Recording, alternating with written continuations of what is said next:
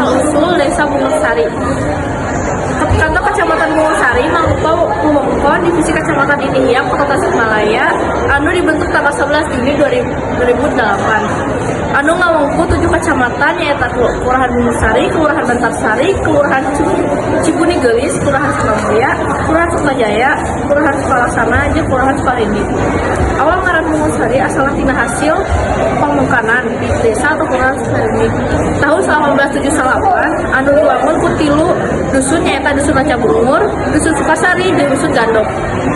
Tuluy para pamimpin tilu kaluhur teh musyawarah pikeun ngaran desa atau kalurahan.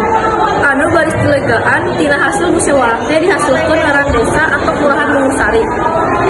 Ngaran ieu dicokot tina ejaan 2 ngaran dusun nyaeta Dusun asal Bungur asal tina ejaan Panuntung Ranca Bungur, Sari asal tina ejaan Akhir Sukasari. Sabab hiji dusun teh kanu kaasup karena ngaran desa atau kelurahan. Jadi Bungursari teh ditempatkeun atau dibangun di Dusun Gandok. Bungursari ditafsirkeun kieu.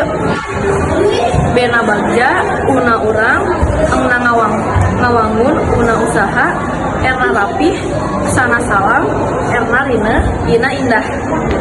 Mimiti tahun 2008, kuayana kantor kecamatan